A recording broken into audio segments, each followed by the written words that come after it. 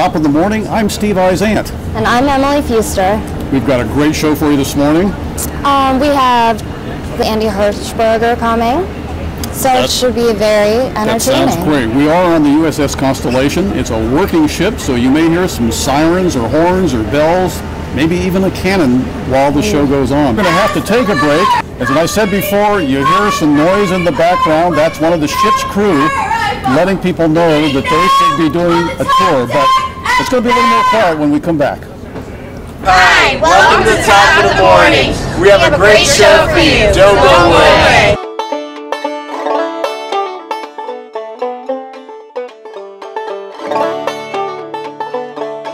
USS Constellation. There's a grand lady in Baltimore who has taken her rightful place as the Inner Harbor's crown jewel in the heart of the Chesapeake Bay. Launched in 1854 as the last all-sail ship designed and built for the United States Navy, Constellation's century of service embraced the ages of sail, steam, gas, diesel, and nuclear power. Imagine that, launched in 1854 and still afloat. Even more exciting, visitors can come aboard Constellation and explore to their heart's content. On board Constellation, history comes alive as visitors touch, feel, and experience what life was like for sailors during the Civil War. Just bring your imagination. We're back from break. I'm Steve Izant. I'm Emily Fuster. And we're here with Andy Hirschberger of Geppi's Museum, a very interesting place. What's the first thing that our viewers should know about the museum? Well, the first thing I would say they should know is where it's located. We're located in Camden Station, which is a historic train station right in Camden Yards, perpendicular to the warehouse, second floor above Sports Legends. That's the important part, finding us. The second important part is the joy that's going to fill you once you walk inside. We're a toy and comic museum filled with comics and collectibles from the 1700s to the present day. Basically a wonder house of playthings and things we grew up with, and things that you grew up with, and things our grandparents grew up with. Just a delightful place overall. Really nostalgic and yet historical, and on top of that, just a conversation starter for parents and children. That would be the second thing I'd tell you. Nice. Can you tell us a little bit about what you do? Well, I'm an associate curator registrar, so what I do is I have to maintain the collection, make sure everything's there, make sure when new artifacts come in that I take care of that, find a place for them, find them a home, so to speak, and at the same time verify the authenticity of the object. Sometimes we'll get something that looks like it's from a certain period, but in fact, under investigation, proves to be from a different era. So it's sort of a juggling act. Andy, how do you do this investigation? You get something, someone claims it's from the 1850s, and you go, I'm not sure, or do you just try and verify everything that's that old? Well, I try to verify everything, and I'm specialized in cinema, but I also have a whole slew of people I can contact, whether it be Ted Hake from Hake's Americana and Collectibles, an auction house, or personal friends, like I'm a good friend with David Gerstein, who's a Disney expert, just released a book called Mickey Mouse, the first few years of Floyd Gottfredson on Fantagraphics. Actually, I don't think that's the title, but he doesn't care. Anyways, so I'll call those people, and I'll also investigate myself, because it's pretty simple once you've been with the artifacts for a while. You look at something, once you've been around them, you can go, this doesn't look quite right, this doesn't follow the patterns of that time, and then you follow with the secondary group, the other experts, and they'll verify whether or not your ideas are correct. All right, sounds like some good research. Oh, we try to make sure that we're as authentic as possible, since we are a history museum, on top of all our other claims to fame. Okay. Speaking of claims to fame, I heard that you had a special exhibit that you were displaying right now. Well, I am very happy to have you bring that up. That's Out of This World Toys. It is a room that we have set aside from the collection of one man, Eric Geworts. He has amassed an astonishing collection of sci-fi toys from the 50s and 60s. And this is an interesting era, because this was when American toys were copied overseas in Asia and Japan and China. They would see an American toy, an American sci-fi toy, they liked it very much, they would bring it over, they would make a similar model, and in many times improve upon the American counterpart, making it far more enjoyable, more interactivity, more movement, very enjoyable works, and we have a ton of them on display right now. Andy, what are some of the more interesting sci-fi toys in this particular collection? Well, one of them is actually seems pretty benign. It's a dog. It's a wind-up, well, actually it's a battery-operated dog. In the American version, it looks just like your standard box with floppy ears and googly eyes. The American version, when you wind it up, it just goes in a straight line. You know, no big deal, but interesting for the time in the 50s and 60s, early remote control. But then, when you get to the Asian version, it's fantastic. They built in a limp so it kind of warbles around, moves a little bit more, is made out of solid metal, as opposed to American, which was plastic. I'm not putting down the American version. They're both wonderful and they're all right, but it's just interesting how these ideas morph and both change and in some cases improve, in some cases just to provide a different perspective. So that's one particular item that I think. I thought you were going to tell me that like it had a death laser or something that came out of its head. I'm not really that violent a person, but there is a death laser. Is there a death laser? There's a death laser you can click. They pull the trigger and it makes a clicking sound. It's kind of like a death irritant. You just click it next to people all day long. Right, right. What are some other fun items from this particular collection? Well, we have a blanket because everybody likes to be warm. No, I'm just kidding. I have a blanket. We have soap, a Mr. Potato Head. Before he became the Toy Story guy we know today, originally kids would have the joy of taking an actual potato and shoving face parts into it. Now, fortunately, we were past that stage. So we have a very plastic Mr. Potato Head with a sci-fi theme. He's got a space helmet. He's got a little cucumber rocket ship. And battling him is a vicious, monstrous green pepper.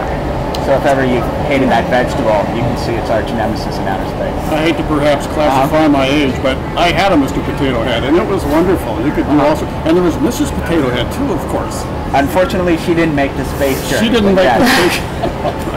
She stayed at home, unlike Barbie. Way to go, Mrs. Potato Head. All right, well, we're going to have to take a short break, so we'll be right back.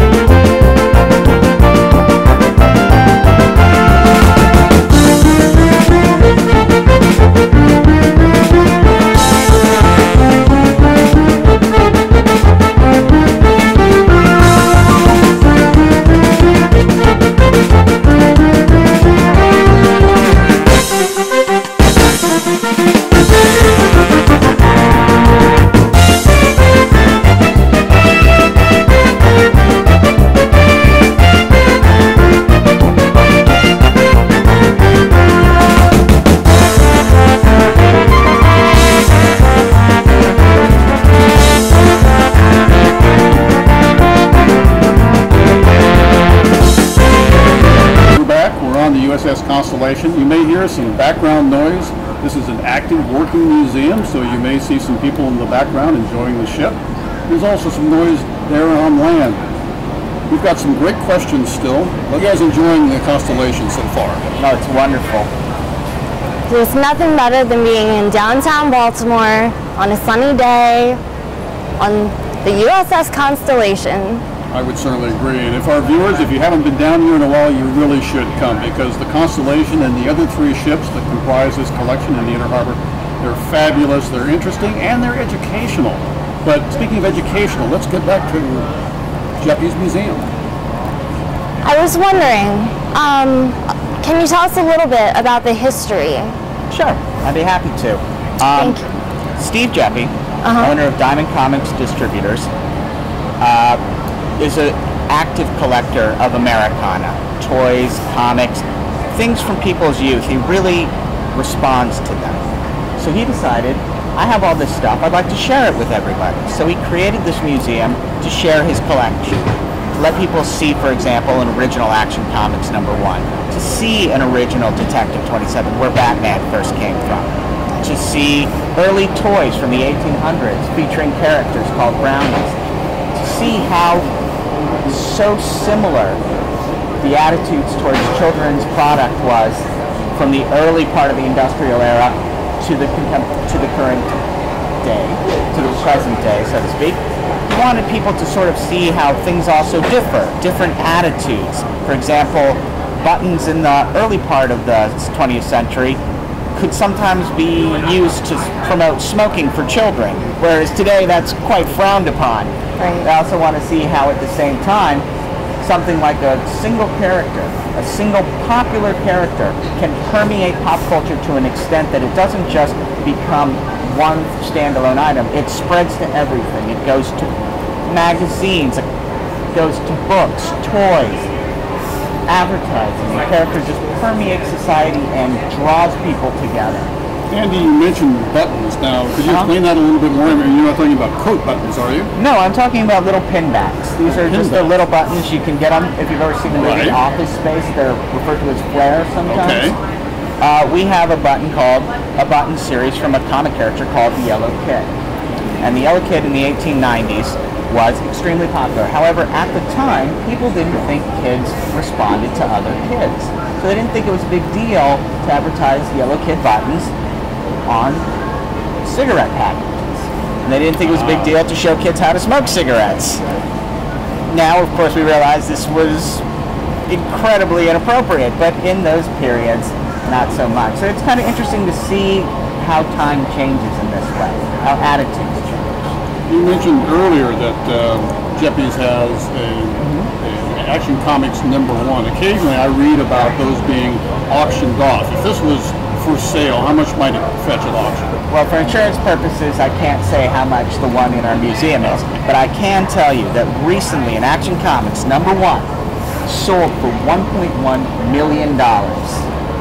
Wow. That was bought for 10 cents in 1938, eventually sold for $1.1 million. That is fascinating. We're going to have to go to a break, but we'll talk more about Geppi's when we come back. Please stay with us. My name is Angelique Danielle Ritter, and what I learned about is Yellow Kid with my mom. And as you can see, Yellow Kid had big ears, a yellow suit, buck teeth, and wear no shoes. So now, they made buttons in the old days to put on your shirt, and some had Yellow Kid smoking. Back in those old days, they didn't know smoking was bad, but now today we all know smoking is bad. This is Angelique Ritter speaking. Bye. I'm Andre, and I wanted to talk to you guys about Popeye. I remember growing up watching Popeye like early in the morning. I used to grow up in Jamaica, so we didn't have much like cartoons and stuff. So like I remember watching Popeye, Olive, and the guy with the hamburgers. Yeah. Like this is my childhood. I've never seen anything like this. This is like the first time I've been in this museum. Wow.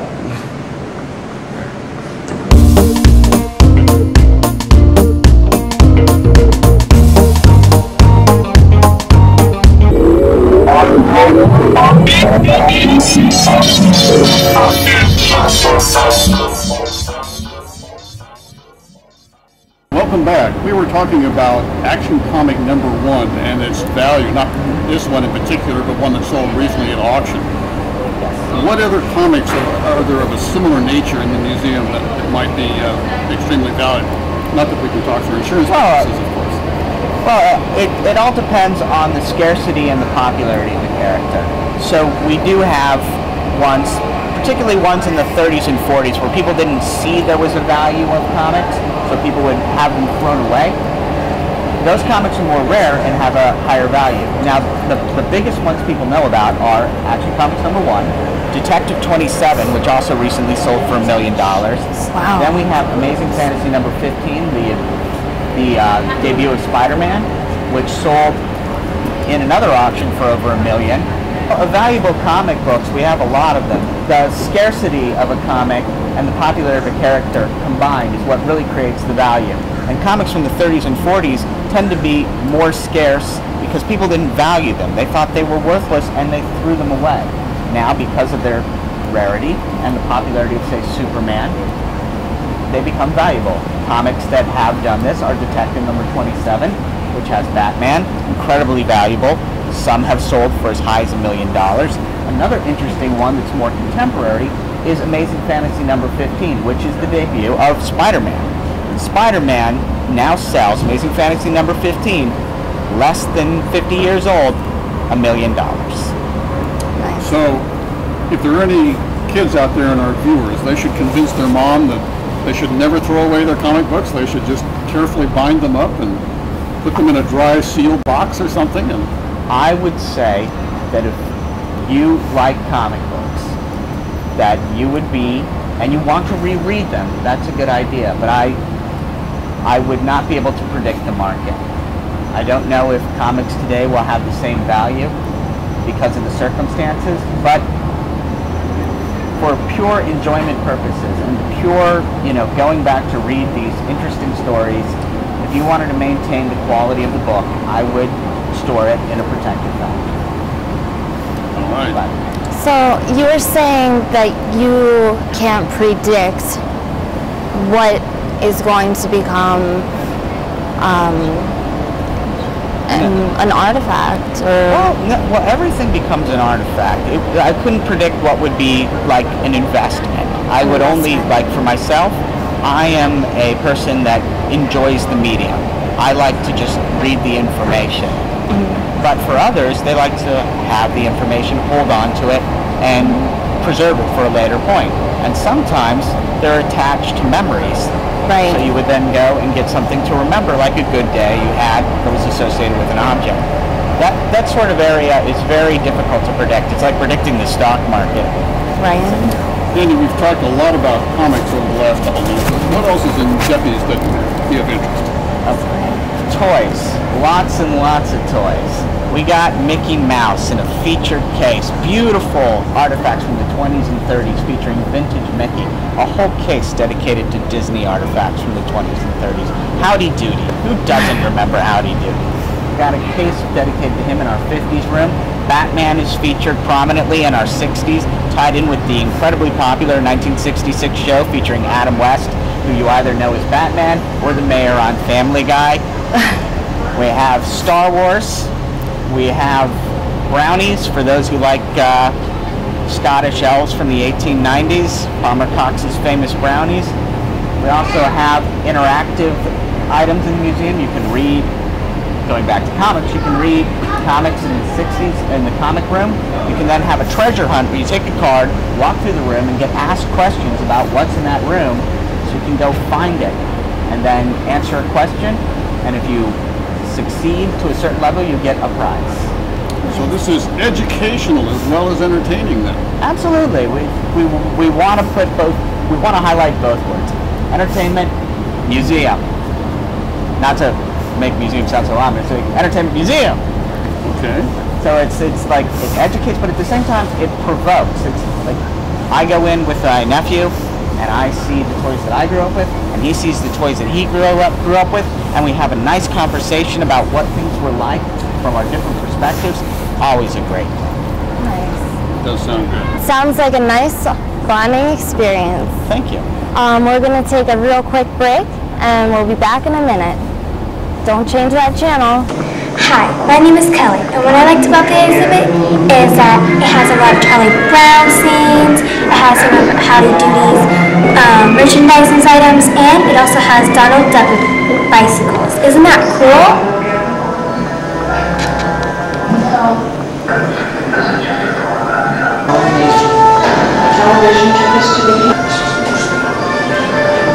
We're back from our real quick break.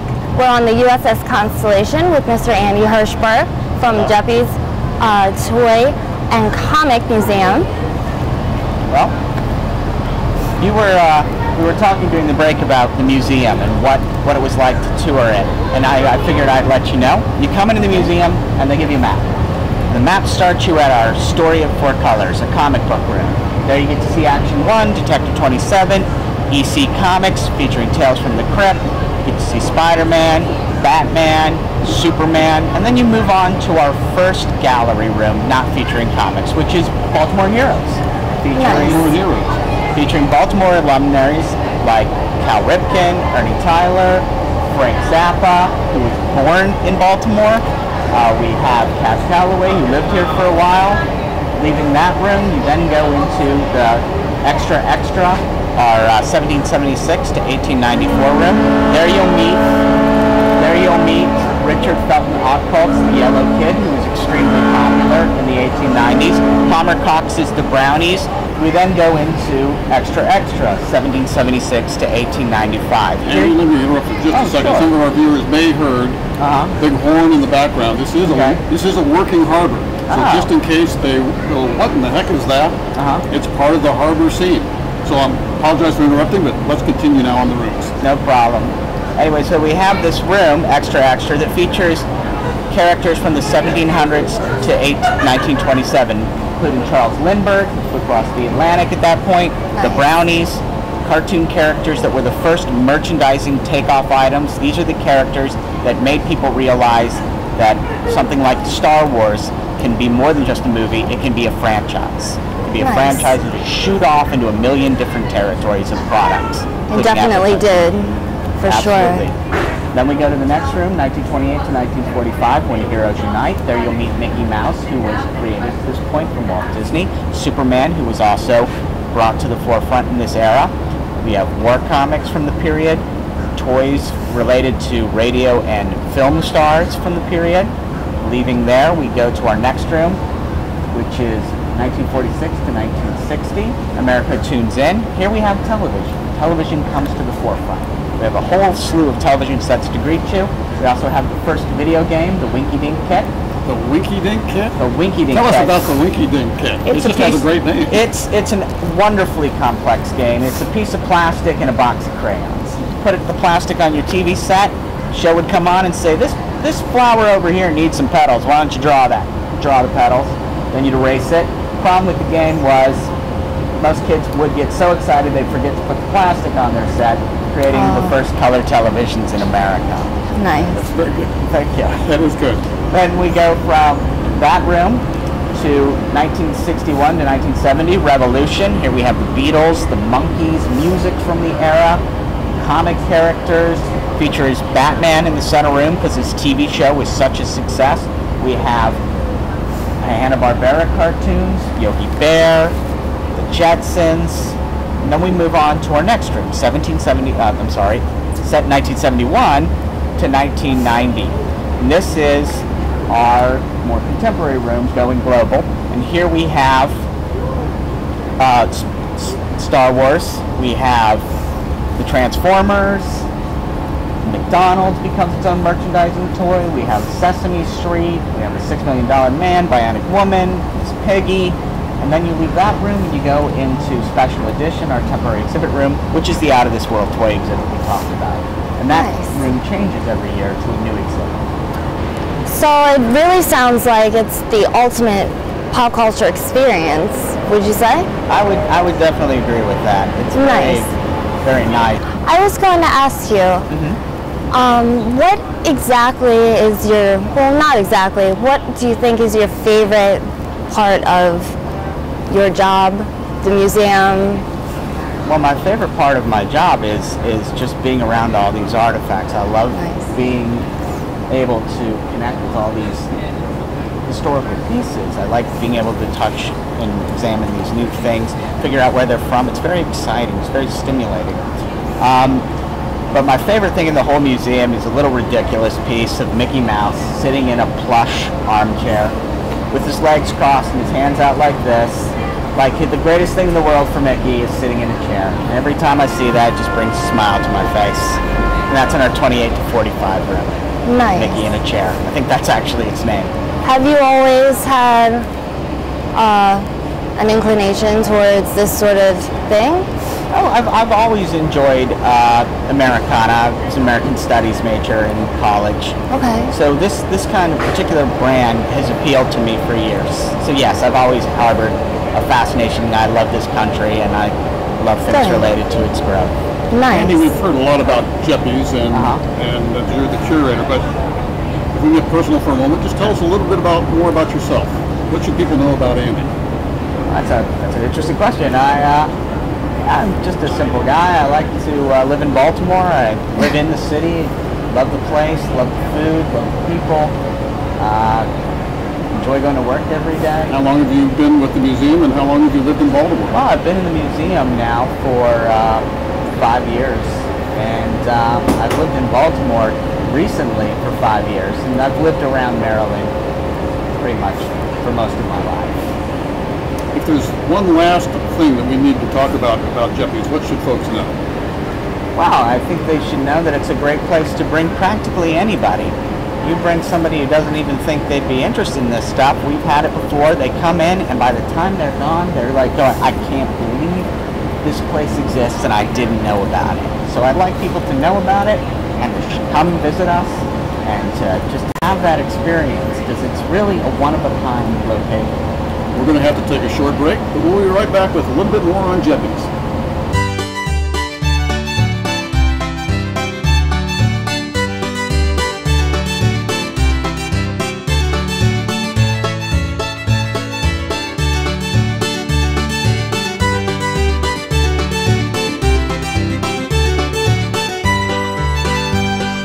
Welcome back.